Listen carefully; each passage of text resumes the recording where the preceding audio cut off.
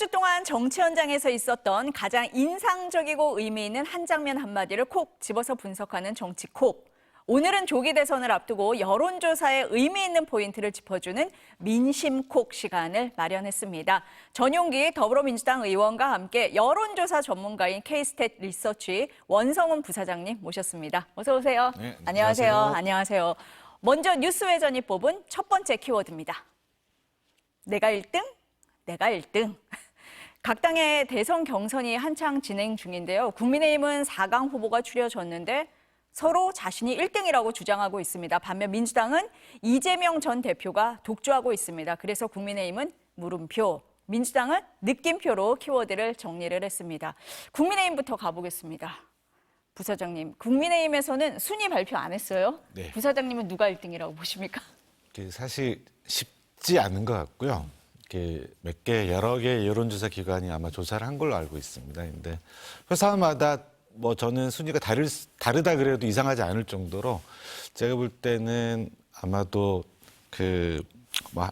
한동훈 그리고 김문수, 홍준표 이 세 후보자가 오차 범위 내에서 아마 선두권을 유지하지 않았을까 그렇게 생각을 합니다. 여론조사 전문가시라 오차 범위로 말씀을 하셨습니다. 정치인은 어떻게 분석하십니까? 저는 아무래도 지금 여러 가지 여론조사에서 나왔던 만큼 김문수 후보가 그래도 조금 앞선 포인트를 얻지 않았을까 싶습니다. 왜냐하면 굉장히 오랜 기간이라고 할 수 있을 만큼 최근에 나온 여론조사에는 김문수 후보가 그래도 압도적인 1위로 여겨졌었거든요. 그런 측면에서 지금 한동훈 대표가 굉장히 많이 치고 올라오는 양상을 보이고 있지만 원래 적극적으로 지지하던 층에서 여론조사 응답률이 굉장히 높기 때문에 아무래도 이번에 1등은 김문수 후보가 아니었을까 싶긴 하고요. 한 가지 다르게 봐야 될 점은 확실하게 한동훈 후보가 처음에 시작할 때보다 많은 포인트를 이렇게 얻어가고 있다. 이렇게도 해석 가능할 것 같습니다. 그럼 두 명엔 누가 들어요? 실제로 네. 박빙이 아닐까 싶습니다. 우리 여론조사 전문가 분께서도 이렇게 예단하기 어려울 정도로 네. 결국에는 김문수, 홍준표 싸움이 아닐까라고 점치기도 했었습니다. 그러나 굉장히 낮은 포인트에서 많은 포인트 차로 따라온 한동훈 후보가 결국에는 인물과 구도 싸움에서 구도론에서 앞서지 않겠습니까? 그런 차원에서 찬탄, 반탄 한 분씩 해서 이렇게 두 명의 구도 싸움이 이뤄지지 않을까 싶긴 합니다. 전문가님은 어떻게 보십니까, 부사장님? 2차 경선은 네. 사실 당심이 반영되는 거잖아요. 그렇죠. 그래서 이거 지금 현재 여론조사를 가지고 이야기하는 게 저는 좀 위험할 수도 있다는 그런 생각을 하고요. 그리고 저는 개인적으로는 당원들의 투표 성향은 좀 전략적 투표를 할 경향성이 강하다. 그게 무슨 의미냐면 본선에 가서 누가 더 경쟁력이 있을지를 볼 수밖에 없고 그런 측면에서 후보자를 아마 선택을 할 것 같다는 생각이 들고요. 그래서 전 의원님이 말씀하신 것처럼 지금 최근에 여론조사 추세를 보면 김문수 후보가 좀 주춤하는 그런 느낌은 좀 들고요.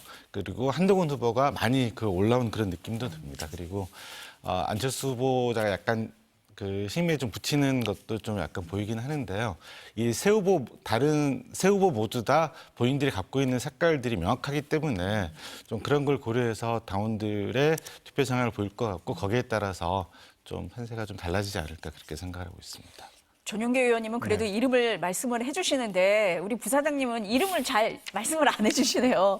그러면은 우리 숫자를 보면서 한번 얘기를 해보겠습니다. 네. 어제 나왔던 여론조사 결과인데요. 원 부사장님이 계신 K스탯 리서치도 참여했던 조사입니다. 국민의힘 후보 4명의 조사인데요. 제가 보기에는 좀 엇비슷해 보이거든요. 그러면은 부사장님 말씀하신 것처럼 2차에서는 당심, 민심 50%씩 반영이 되잖아요. 네. 그럼 결국은 당심이 가를 거다 이렇게 봐야 됩니까? 저는 그렇게 생각합니다. 그러니까 당원들의 투표 성향을 지금 알 수 있는 부분이 지금 아무것도 없거든요. 그렇죠. 예. 그리고 보면 홍준표 후보 같은 경우에는 예전에 출마 경험도 있고 또 대구 경북에서 어느 정도의 지지세를 가지고 계신 분이고 또 김문수 후보 같은 경우는 좀 강경한 입장에 특히 탄핵에 반대했던 그런 분들의 지지를 굉장히 강하게 갖고 있는 분이고 또 한동훈 후보는 이 두 분하고는 좀 다른 형태의 탄핵을 찬성했었고 약간 중도 보수의 지지세를 좀 가지고 있다는 부분에서는 분명히 좀 차별성을 가지고 있는 부분이기 때문에 좀 그런 부분들이 각자 색깔이 어떻게 당원들한테 받아들일지 좀 그 부분을 봐야 되지 않을까 그렇게 생각하고 있습니다. 부사장님 생각에는 당심 민심 좀 차이가 있을 걸로 보세요? 어떠세요? 저는 차이가 있을 수 있다고 생각합니다. 좀 그런 부분에서는. 의원님 어떻게 보세요? 사실 그 부사장님께서는 철저하게 여론조사 전문가시기 때문에 데이터에 기반한 말씀을 해주시는 거고 네. 저는 또 정치인이기 때문에 정치적 구호로서 네. 철저하게 추측과 예측에 기반하기 때문에 이름을 말씀드릴 수 있다라는 말씀을 드리겠습니다. 저도 당신과 민심이 명확하게 나올 것 같은데요. 기본적으로 하나의 스탠스로 가는 그러니까 친윤 표심을 얻고 있는 김문수 후보나 홍준표 후보 같은 경우에는 민심의 영향을 굉장히 받기가 어려운 상황이 아닐까라고 조심스럽게 추측합니다. 반면에 한동훈 후보나 안철수 후보 같은 경우에는 당심보다는 민심을 더 얻는 그런 모양새를 가질 수 있거든요. 왜냐하면 배신자 프레임을 지속적으로 김문수 후보가 한동훈 후보에게 강력하게 어필을 하는 지점도 그 정치적 계산 때문이라고 보는데 그래서 확실하게 예측 가능한 부분들은 당심과 민심의 괴리는 아무래도 이 순위를 보고 나중에 누가 올라가는지를 보면 그 괴리는 확실하게 드러날 것 같다라고 하는 정도의 예상은 할 수 있을 것 같습니다. 괴리가 좀 있을 수 있다? 실제로 뭐 탄핵에 찬성하는 네. 분들, 그러니까 당원들이 어떻게 판단할지를 감히 말씀드릴 수는 없지만 당심은 아무래도 김문수, 홍준표 쪽에 있는 탄반 세력에 있다라고 많이들 추측하고 있지 않습니까? 네. 그러나 중도 표심은 아무래도 탄핵을 찬성하는 측면이 높을 거기 때문에 아마 당심과 민심이 원사이드하게 가는 방향은 안 나올 것 같아서 저는 구도론으로 봤을 때는 그 반찬 논란이 명확하게 드러날 것 같다라는 예상을 말씀드리는 겁니다. 어떠세요, 부사장님? 저는 네. 그 상당 부분은 이제 동의를 하고요. 분명히 그 탄핵에 대한 그 입장이 분명히 좀 거기에 따라서 다를 거라고 생각을 하는데 과연 그 개업이나 탄핵의 그 과정에서 사실은 뭐 상당수 당원들은 거기에 대해서 좀 안타깝긴 하지만 그래도 뭐 현 대통령이나 여권이 그거를 뭐 했어야 되지 않느냐라는 그런 분들도 있을 거고 그래도 이건 분명히 잘못된 건 잘못된 거다라고 생각하시는 분들도 분명히 있을 거예요. 이제 그런 차이들이 근데 제가 볼 때는 그게 과거하고 지금은 좀 다르다고 생각합니다. 이제 대선을 본격화되는 마당에 이전의 탄핵이나 이런 거에 대해서 계속 그 뭐 이어가고 그런 부분들에 대한 당원들의 분명히 반감도 있을 거라고 생각을 하거든요. 그래서 그런 부분을 본다 그러면 오히려 한동훈 후보가 좀 더 그 힘을 받을 수 있는 여건은 마련하고 있다. 그렇게 생각이 듭니다. 혹시 안철수 후보가 2차 경선에 올라왔잖아요. 예. 그런 부분이 혹시 그 흐름을 좀 보여준다 이렇게 보십니까? 어떻게 보세요? 사실 그게 굉장히 어려운 부분인 것 그렇습니까? 같아요. 예. 만약에 그 나경원 후보가 올라왔으면 그 구도가 명확한데 그렇지 않은 구도에서는 분명히 이제 탄핵을 반대했던 분하고 찬성했던 뭐 그런 부류, 그다음 부류라는 표현은 좀 그렇지만 그런 분들 그리고 이런 부분들이 이제 나와서 서로 이제 토론이나 이런 과정을 거치면서 그럼 선택을 어떤 방향으로 할 거냐. 저는 어떤 측면에서는 한 분한테 그 몰릴 수 있다고 생각을 하거든요. 거기에 따라서 구도는 판세는 많이 바뀔 수 있다 그렇게 생각합니다. 사실 이 판세는 정말로 어려운 판세거든요. 왜냐하면 얼마나 비당원들의 투표 참여가 높을 것인가 이 부분이 확실하게 승패를 가를 수 있는 부분입니다. 그러나 이런 정당의 대통령 후보를 뽑는 여론조사에서는 받는 사람만 받는 경우가 많거든요. 그리고 비교적 정보가 많은 당원들이 여론조사 투표에 참여할 수 있는 비율들이 높기 때문에 이 비당원들이 참여하는 여론조사의 전화를 많이 받으면 탄핵을 찬성하는 분들께서 많은 표심을 얻을 수 있을 것이고 비교적 투표율 참여가 저조하다면 이분들에게는 굉장한 악재로 적용할 수 있는 것이거든요. 그래서 투표율을 전혀 알지 못하는 지금 상황에서는 해석하는 것이 무의미하다 할 정도가 된다고 보입니다. 어렵다. 일단 어렵다. 근데 또 눈에 띄는 부분이 있는데요. 태도 유보. 그러니까 누가 국민의힘 대선 후보로 가장 적합하냐 이렇게 물었는데 모르겠다. 49%예요. 이거 어떻게 해석해야 됩니까? 뭐 사실 더불어민주당 지지층이 국민의힘 후보가 누가 적합하다고 이야기하는 걸 꺼려할 수 있다고 생각합니다.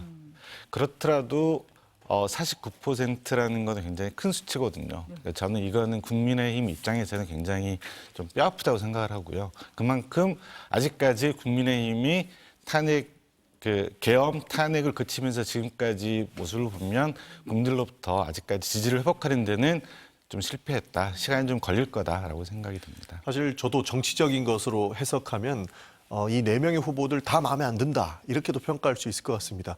실제로 국민의힘 내부에서도 그런 여론들이 있으니까 한덕수 권한 대행에게 출마를 촉구하는 연판전을 돌리던가 지속적으로 출마를 이야기하는 의원들, 당원들이 늘어나는 것 아니겠습니까? 사실 이게 정치공학적으로 봤을 때는 굉장히 비상식적인 내용들입니다. 왜냐하면 이렇게 큰 대선판이 열렸는데 자신들이 보유하고 있는 후보들보다 외부의 후보들을 더 선호하는 모습들, 그리고 지금 자신들이 보유하고 있는 국민의힘 후보가 누가 결정될지도 모르는데 오히려 한덕수 후보가 나왔을 때에 투표를 참여할 의사가 높다라는 이런 여론조사가 나온다든가 하는 것을 미루어 봤을 때 사실 여러 가지 예측하기 어렵다라는 느낌보다 지금 국민의힘 후보들이 다 마음에 안 든다라고 하는 그런 비당원들이나 중도 표심이 작용된 것 아닌가, 저는 그렇게 해석하고 있습니다. 연장선상에서 그러면은 이 항목 한번 보겠습니다. 정당 지지도를 보면요. 국민의힘 정당 지지도가 35%예요. 그런데 후보 선호도를 보면은 이에 근접하는 후보가 한 명도 없습니다. 이건 어떻게 해석해야 돼요?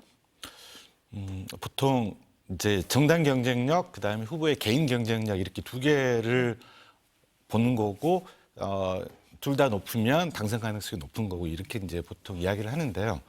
그 이야기는 아직까지 국민의힘에서 정말 그 정당의 지지만큼 본인의 개인 경쟁력을 갖고 있는 분들이 아직은 보이지 않는다라고 이야기하는 게 맞을 것 같습니다. 그래서 좀 물론 이제 본선이 된다고 한다 그러면 본선에서는 분명히 어느 정도 지지율을 리커버리할 거라고 생각하지만 아직까지 그런 부분에서는 좀 유력 주자가 없는 점이 좀 뼈아프다, 이렇게 이야기할 수 있을 것 같습니다. 아무래도 실제 표심과 지금의 이런 여론조사상의 문제점은 충분히 괴리가 있을 것 같습니다.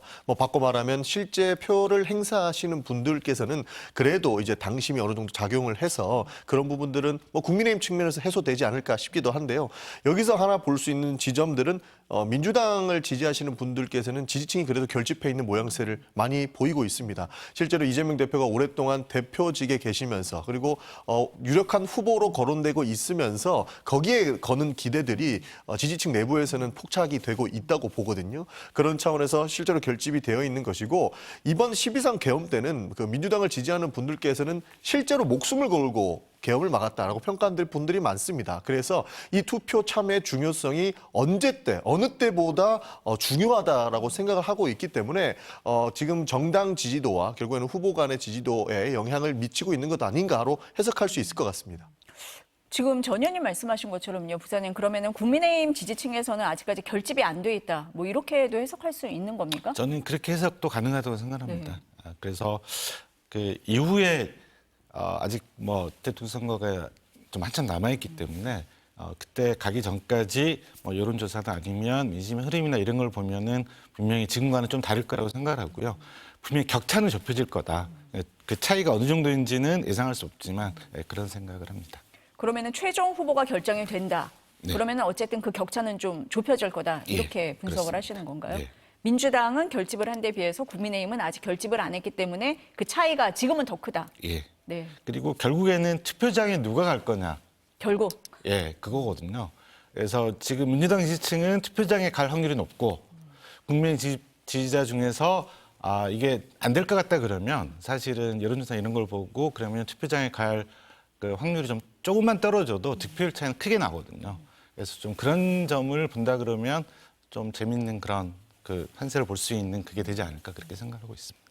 민주당 지지층은 투표장에 갈 확률이 높다라는 저희는 분석. 목숨 네. 걸고 가야 된다고 보는 사람이 가야 있을 겁니다. 왜냐하면 실제로 윤석열 파면 정권이 하는 모습들을 다 보지 않았습니까? 그리고 실제 목숨을 위협한다라고 느끼는 계엄령을 선포했어요. 그리고 그 이후에 일련의 사항들을 봤을 때 굉장히 위기감을 느끼는 분들이 많을 겁니다. 그리고 이 상황에 누가 필요한지 이런 결정을 해야 된다라고 하는 아주 큰 대선이라고 보기 때문에 지지층이 결집이 되어 있다고 보는 것이고 저희 저희도 결국에는 그 투표를 호소하는 메시지를 자주 내지 않을까 하고 좀 예상하고 있습니다. 기본적으로 말씀해 주신 것처럼 투표장에 가야만 결국에는 자신의 그 주권을 행사하고 결국에는 결과로 말씀하실 수 있지 않겠습니까? 그런 측면에서 저희는 지지층의 결집을 지속적으로 유도를 할 것이고 실제 투표장으로 유도하려고 노력을 할 것이라는 말씀 드릴 수 있을 것 같습니다.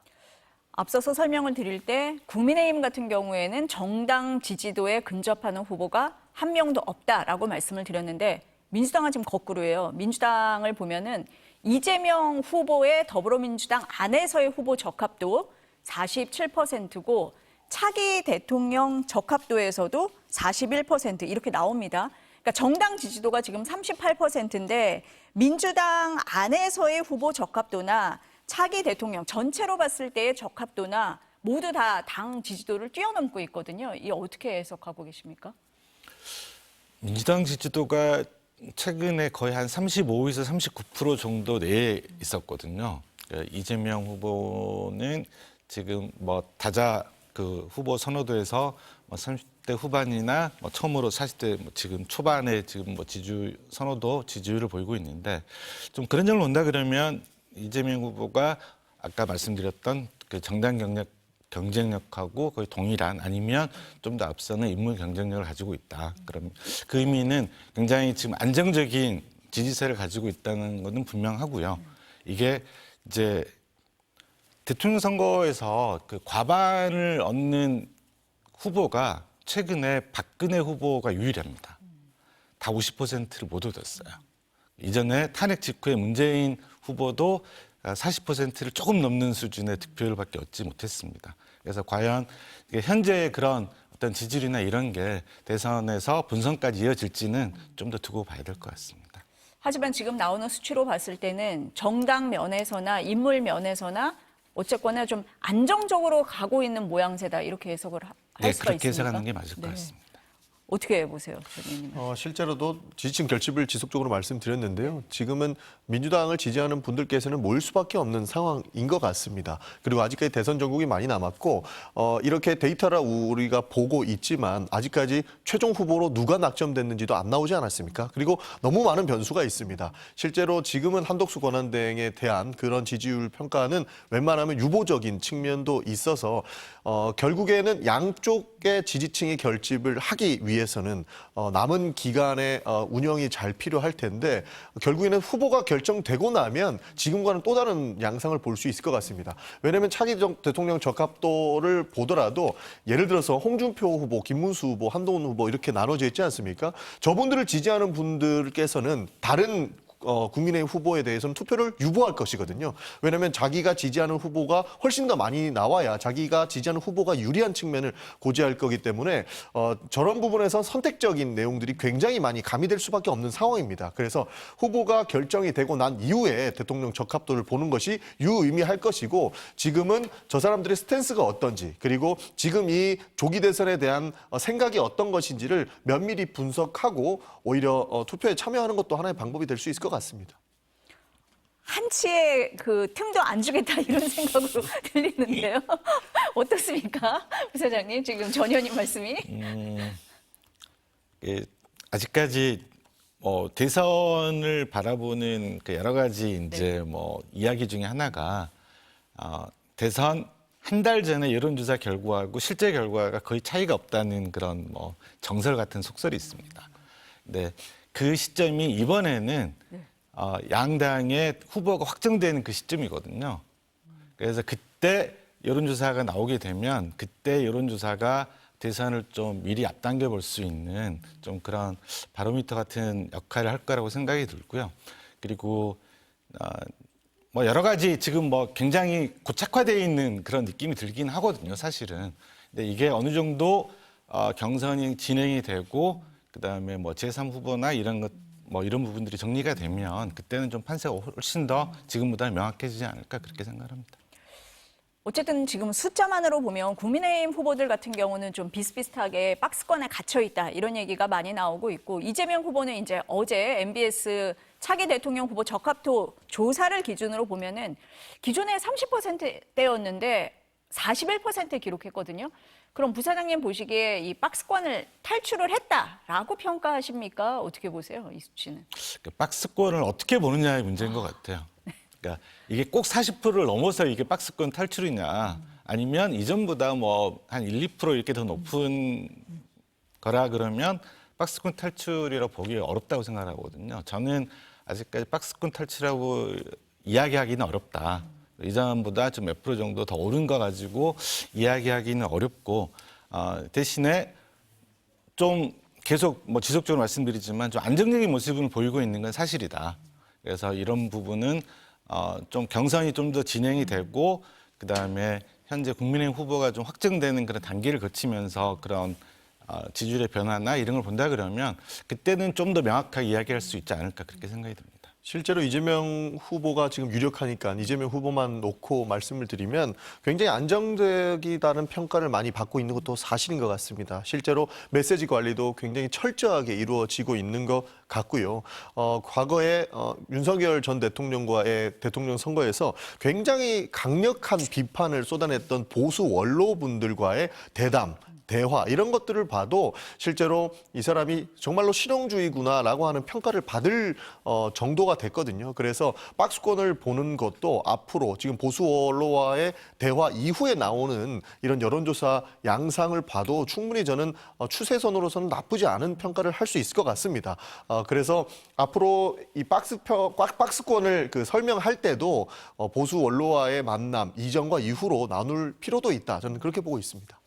저희가 앞서서 이제 키워드를 얘기했지만 내가 1등 이렇게 느낌표를 찍을 수 있는 후보는 아직까지는 이재명 후보밖에 없는 거는 맞는 것 같아요. 그러면은 부사장님 보시기에 이 구도가 변할 수 있는 가능성, 변수 어떻게 보세요? 역대 대선에서 그런 변수가 없었던 거는 분명히 아닙니다. 여러 가지 변수가 있었고, 근데 좀 그런 것 같아요. 한번 출마하셨던 분들은 그런 변수들이 이제는 한 번씩은 다 나와서 더 이상 새롭게 이렇게 뭔가를 하기가 좀 어려운 그런 부분들도 있는 것 같아요. 그런 측면에서는 한번 출마했던 분들이 약간 그런 부분에서 좀 자유스러울 수 있다. 하지만 그 변수라는 게 아주 예상치 못한 곳에서도 발생할 수 있고, 지금 뭐 대법원 선고라든지 아니면 뭐 다른 당내 여러 뭐 다른 뭐 돌발 발언이나 뭐 이런 것들에 따라서도 저는 다를 수 있다고 생각하거든요. 그래서 아마 뭐 전 의원님도 계시지만 민주당에서 굉장히 조심하고 있는 걸로 알고 있습니다. 그래서 좀 그런 부분을 이제 하는 것 같고, 국민의 입장 같은 경우에는 지금 당내 경선 때문에 서로를 이렇게 비판하고 표를 얻어가는 그런 상황이기 때문에 좀 그런 부분에서는 아직까지 좀 힘에 겨운 그런 모습인 것 같아요. 근데 저희가 조심하고 있다는 것도 사실입니다. 사실 저희도 조심하고 있는 것이고, 정말로 많은 변수들은 이미 발생시키기 위한 노력들을 많이 한다고 봅니다. 그것이 결국에는 조금 전에도 다뤄졌던 대법원 문제도 그렇고요. 한덕수 권한대행이 출마 여부를 지속적으로 저울질하는 것도 어떻게든 변수를 한번 만들어 보고자 하는 그런 모습이라고 보입니다. 그러나 사실 민주당과 그 이재명 후보가 지금 유력하니까 이재명 대표의 말씀을 드려보면 너무 많이 그런 것들은 당해왔습니다. 그 변수 속에서도 결국에는 국회 의석수도 확보를 했고 윤석열 정부에 대한 대응을 잘 해왔기 때문에 앞으로도 이 안정적인 모습, 그리고 이제는 지금까지 우리가 너무 많이 싸워왔기 때문에 국민들께서 많이 지쳤다고 평가를 합니다. 그런 측면에서 어떻게 하면 통합을 할 수 있을까에 대한 그런 고민들을 벌써 시작을 했다고 봐주셔도 좋을 것 같고, 이런 안정적인 평가를 끌고 가는 것이 결국에는 대선에 큰 영향을 줄 것이라고 저희는 보기 때문에 메시지 관리도 들어갔고 그 변수에 적응하는 그 리스크 관리도 하고 있다는 말씀 드리겠습니다. 부사장님 말씀하신 것처럼 뭐 이재명 후보 같은 경우에 이미 좀 여러 번 검증을 받았기 때문에 변수가 덜할 수는 있지만 그렇다고 아예 배제할 수는 없다. 이렇게 보시는 거고, 그래서 조심하고 있다. 이런 말씀이신 것 같습니다. 뉴스회전이 뽑은 두 번째 키워드 보시겠습니다. 중도 표심인데요. 오늘 한국갤럽이 발표한 여론조사 결과 보시겠습니다. 응답자 스스로 자신의 정치 성향을 밝힌 겁니다. 보수라고 응답한 사람 31%, 중도 32%, 진보 26%, 모른다고 답하거나 응답하지 않은 사람 12%입니다. 중도 32%. 꽤 많은 거 아닙니까, 부사장님? 네. 최근에 보면 그 보수 진보만 놓고 보면 그 진보보다 보수 성향의 분들이 좀 더 많이 뭐 표집이 된다고 해야 되나 아니면 응답을 보면 본인이 보수라고 하신 분들이 조금 더 많거든요. 네. 근데 중도가 거의 보수가 차지하는 그런 부분만큼 있는 거고 이 중도의 표심이 항상 어떤 대선을 가르는 그리고 선거를 가르는 뭐 다른 선거도 마찬가지입니다. 선거를 가르는 그 주요 포인트가 아닌가 저는 그렇게 생각을 하고 있습니다. 그러면은 기존에 이렇게 봤던 그 데이터 여론조사하고 좀 비교를 해보실 때 32%라고 하면은 좀 과거보다 좀 높은 수치입니까? 어떻게 저는 거의 비슷합니까? 비슷한 수준이라고 봅니다. 비슷한 수준인데 이번 선거에서는 그러면은 좀 역할을 많이 할 거다. 다른 때와 뭐 비슷할 거다. 그건 어떻게 보세요? 특히 예. 접전이었을 경우에는 굉장히 역할을 저는 많이 한다고 생각합니다. 그러니까 이전 선거에서 이재명 후보가 윤석열 후보에게 패배했던 그 가장 큰 이유 중에 하나는 저는 그 중도층에서 지지를 못 받았기 때문에 이재명 후보와 민주당이 그래서 윤석열 후보가 당선됐다고 생각을 하거든요. 이제 그런 측면에서 이렇게 보면 현재의 어떤 중도의 그런 표심이나 이런 부분들이 대선에 뭐 당락도 있지만 어떤 득표율이나 이런 부분에서도 굉장히 크게 좌우할 거다 이렇게 생각을 하고 있습니다.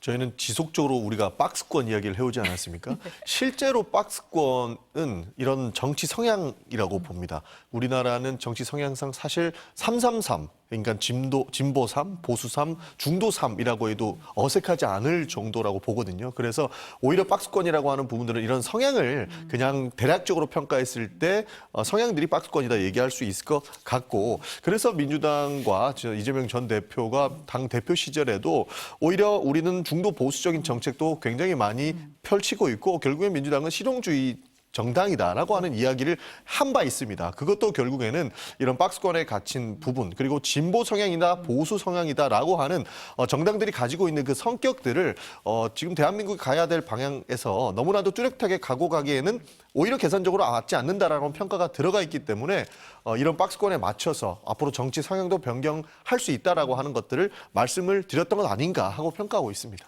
민주당에서 그래서 우리는 중도 보수다라고 말씀을 하신 것도 그런 맥락이다. 실제로 그 맥락에 네. 다 있는 네. 것이죠. 그리고 정책들을 보면 굉장히 진보적인 정책만 하지 않습니다. 지금 앞으로 가야 할 부분은 저희가 평가했을 때 윤석열 정부에서 굉장히 경제나 외교적으로 하자가 많았다고 보거든요. 그래서 지금 이 상황을 타개하기 위해서는 성장이 먼저 이루어져야 되는 것이고 성장이 토대가 된 이후에 복지가 가능하다라고 하는 맥락들이 결국에는 민주당을 구성하고 있는 당원들이나 그리고 의원님들께서 가지고 있는 기본적인 성향이기 때문에 진보적이다라고만 단정할 수는 없는 부분입니다. 그래서 뭐 계산적으로 정치 공학적으로는 중도 진보를 다 아우를 수 있게끔 하겠다라고 하는 부분도 있지만 실제 내면에 해석되어 있는 부분도 결국에는 이러한 부분들을 모두 함께 안고 있다. 이렇게 봐주셔도 좋을 것 같습니다. 오늘 갤럽 조사 결과 하나 더 볼게요. 전체 응답자 그리고 중도층에서는 어느 대선 후보에 대해서 지지도가 가장 높은지 그 수치입니다. 봤더니 장래 대통령감 선호도에서 이재명 후보가 전체 응답자에서도 1위 38%, 중도만 놓고 봤을 때도 39% 1위. 양쪽을 지금 보니까 엇비슷해 보이는데요, 부사장님? 그렇다고 그래서 이게 그 전체 그러니까 진보적인 그런 유권자들하고 중도적인 유권자들의 뭐 표심이나 이런 게 정치 성향이 저는 비슷하다고 보기는 어려울 것 같습니다. 이거는 이제 전체 그 다자에 대한 그 선호도를 이제 질문하는 거고요. 만약에 이게 가상대결이나 이런 측면이었다 그러면 저는 좀 다를 수 있다고 생각을 하거든요. 그래서 중도의 표심이 제가 가장 중요하게 생각했던 것 중에 하나가 그 탄핵 과정을 거치면서 그 중도라고 이야기하셨던 분들이 탄핵에 찬성하는 그런 결과들이 여론조사에서 계속 지속적으로 많이 보였었습니다. 그거는 이제 여론조사 심의위원회에 있는 그런 여론조사 결과들 찾아보시면 될 것 같은데요. 이제 그런 걸 본다고 하면 이 중도층에서 그 현재까지는 분명히 그 민주당 쪽에 좀 더 우호적인 입장을 갖고 있는 것 같은데 이 중도의 표심이라는 게 본인들을 대변할 수 있는 제3의 후보가 있다 그러면 그쪽으로 가는 그런 경향도 많이 보이거든요.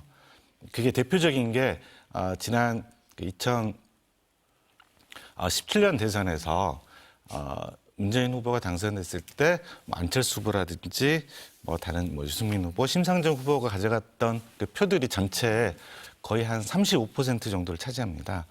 그런 걸 본다고 한다 그러면 저는 이 중도표심이 어떻게 가느냐. 만약에 뭐 지금 이준석 후보도 있긴 하지만 그런 부분들을 감안한다 그러면 이분들의 표심이 어떻게 나눠지냐에 따라서 움직이냐에 따라서 전체 득표율이나 이런 것들도 후보들의 득표율이나 이런 부분도 분명히 좀 차이가 있을 거다. 예, 그렇게 생각합니다. 전 의원님은 어떻게 보세요? 실제로 뭐 장내 지도자이기 때문에 네. 굉장히 좀 다자적인 관점에서 본 거라서 큰 의미는 사실 없다고 보는 겁니다. 결국에는 국민의힘 후보들도 한 명의 후보로 압축이 돼서 양자 대결이 갈 것 같기 때문에 오히려 더 지켜봐야 될 지점이 많은 부분이라서 해당 여론조사만 보고 해석하기는 참 어려운 것 같습니다. 뭐 눈에 띄는 거라고 하면 확실히 지금의 그 지도자 유형보다는 앞으로 차기 유형이 더 높은 사람들이 있지 않습니까? 저런 사람들은 당장에 있는 것보다 이후의 상황들이 오히려 더 이쁘게 좋게 그려질 부분이라서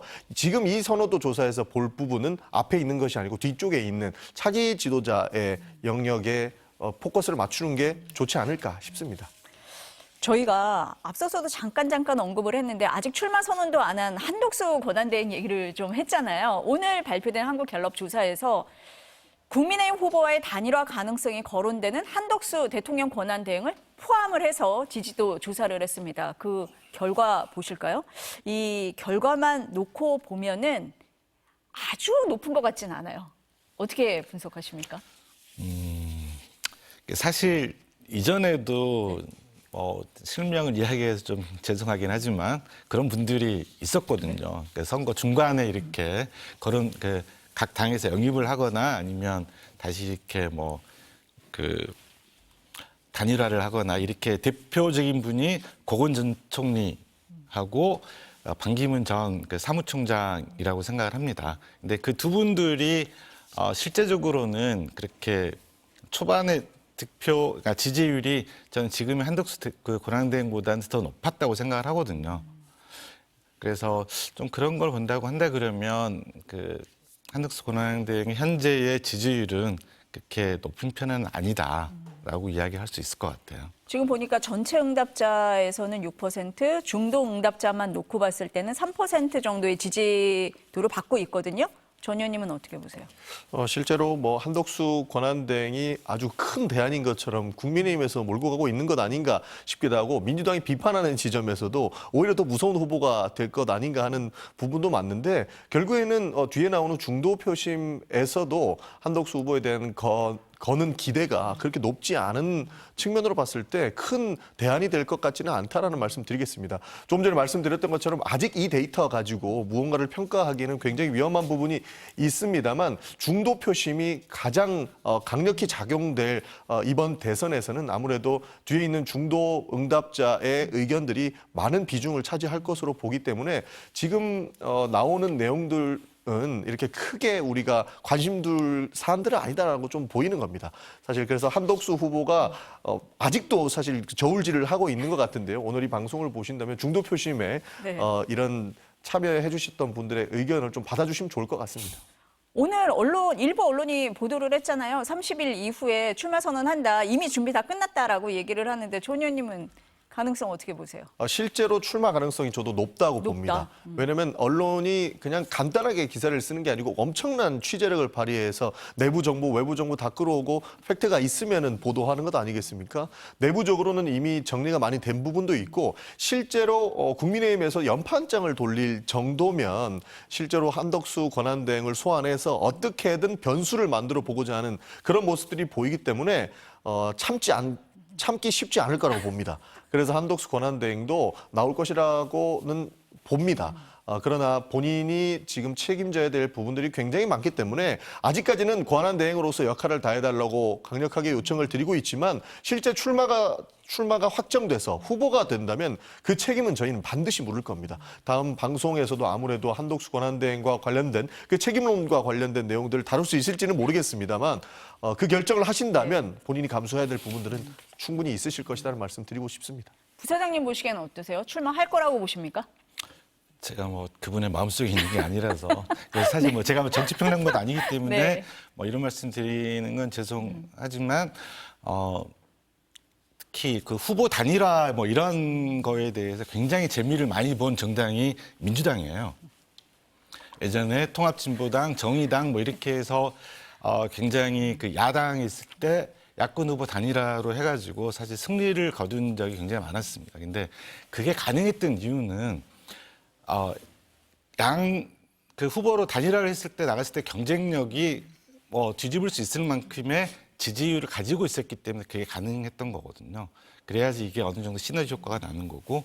그런데 지금 현 상황에서 그 한덕수 권한대행이 나와서 이렇게 한다 하더라도 그런 단일화의 그런 어떤 영향이나 어떤 의미 그리고 흥행 이게 과연 될까에 대해서는 조금 제 생각으로는 좀 부족하지 않나 좀 그런 생각이 듭니다. 출마 선언하는지 아닌지 지켜보시죠. 네, 오늘 두 분 말씀 여기까지 듣겠습니다. 감사합니다. 네, 감사합니다. 감사합니다.